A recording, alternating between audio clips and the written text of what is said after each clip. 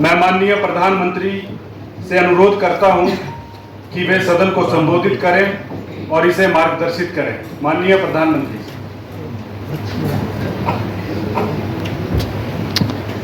नहीं जाना जाता है।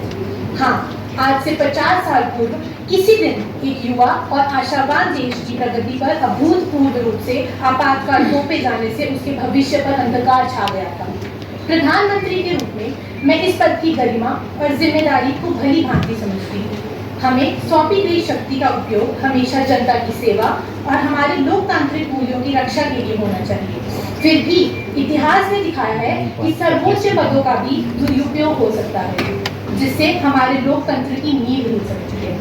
जिन्हें उस समय चुप करा दिया गया, उनकी स्वतंत्रता छीन ली गई और उस लोकतांत्रिक भावना के सम्मान में जिसे 1975 के कुख्यात आपातकाल के दौरान कठिन परीक्षा से गुजरना पड़ा।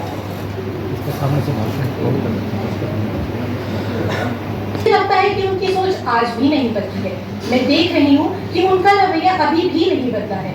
वे अब भी सोचते हैं कि देश उस एक विशेषाधिकार प्राप्त राजवंश की निजी जाति है। मैं यहाँ प्रधानमंत्री जी के इस बयान का जवाब देने के लिए खड़ा हुआ हूँ।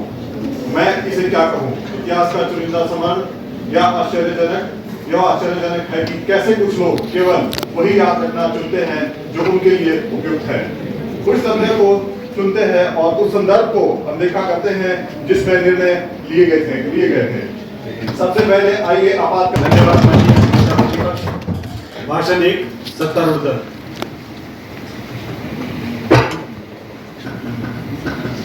माननीय अध्यक्ष, सबसे पहले आपको मेरा नमस्कार। जब मैं विपक्ष के नेता का भाषण सुना जिसमें वे आपातकाल का इतने अधिकार और असंवेदनशील के साथ बचाव कर रहे थे, तो मुझे विंस्टन चर्चिल की वे बंगाल अकाल पर दी गई टिप्पणियां, जब उन्होंने लोगों के दुख को यह कहकर खारिज कर दिया कि ये उनकी अपनी गलती है जो खरगोशों की तरह बच्चे पैदा करते हैं। दोनों ही मामलों में जनता पर दोष डालने की क्षमा करें, यह कहने के लिए अहंकार और मानव गरिमा के प्रति गहरी उपेक्षा ये दावा करना कि बार-बार चुनावी जीत से संवैधानिक अधिकारों को कुचलने को उचित ठहराती है, लोकतंत्र के मूल तत्व की अनदेखी करना है। 1975 में माननीय न्यायालय का आदेश स्पष्ट था, कोई भी जनादेश और प्रभावी रूप से इंदिरा गांधी को पद से हटाना, चाहे वे कितना भी बड़ा क्यों ना हो, किसी भी नेता को वह करने का अधिकार नहीं देता जो इंदिरा गांधी ने आपातकाल के दौरान किया था। उनके विपरीत जिन्होंने अतीत में असहमति की आवाजों को दबाने का रास्ता चुना। अध्यक्ष जी, आइए हम 1971 के आम चुनाव को याद करें, जब श्रीमती गांधी और कांग्रेस को एक उल्लेखनीय जनादेश प्राप्त हुआ था। 352 सीटें, जितना निस्संदेह एक सराहनीय उपलब्धि थी। लेकिन क्या वह वाकई एक ईमानदार जीत थी? इसका उत्तर है नहीं।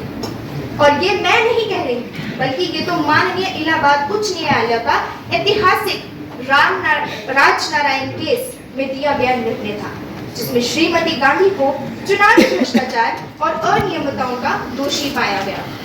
राजपत्रित अधिकारों को जो उस भाषण 2 सत्तारूढ़ दल।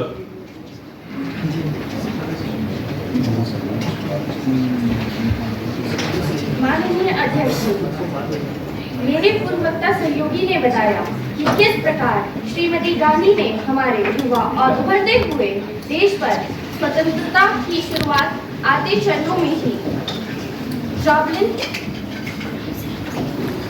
आपातकालीन ठोक दिया। अब मैं इस प्रश्न में गहराई से जानना चाहती हूँ, आखिर क्यों? अध्यक्ष जी, भारत की स्वतंत्रता कोई उपहार नहीं थी, जैसा कि नेता विपक्षी ने अपने भाषण में घमंड पूर्वक कहा। यह स्वतंत्रता उपहार में नहीं मिली, बल्कि इसे उपहार हाथों से छीना गया। खून, बलिदान और असंख्य अपूरणीय क्षेत्रों की कीमत पर।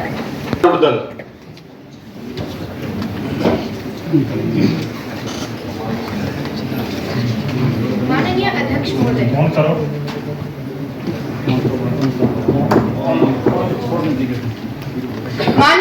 अध्यक्ष महोदय, एक स्वतंत्र प्रेस किसी भी लोकतंत्र की धड़कन होती है और आपातकाल के दौरान उस धड़कन को जानबूझकर रोक दिया गया। जैसे हम अपने स्वैधानिक इतिहास के सबसे अंधेरे अध्याय पर चल रही इस महत्वपूर्ण चर्चा को आगे बढ़ा रहे हैं, मैं आज इस सदन में खड़ी होकर आपातकाल के दौरान प्रेस की स्वतंत्रता के योजनाबद्ध विध्वंस पर अपनी बात रखना चाहती हूँ। जैसे 25 जून 1975 को आपातकाल घोषित किया गया, सरकार ने फुर्ती से कदम उठाए, सिर्फ असहमति की आवाज को दबाने के लिए नहीं, बल्कि उन्हें पूरी तरह मिटाने के लिए।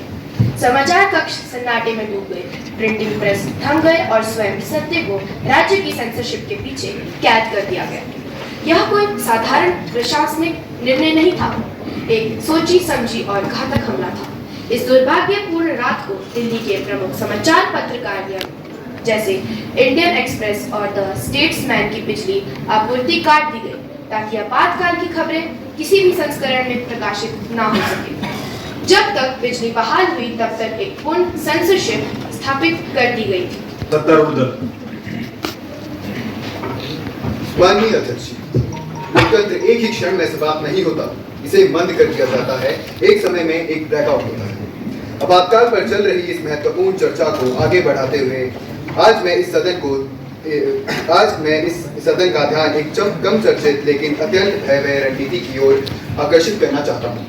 इंदिरा गांधी सरकार द्वारा देश भर में योजनाबद्ध रूप से किए गए मीडिया ब्लैकआउट।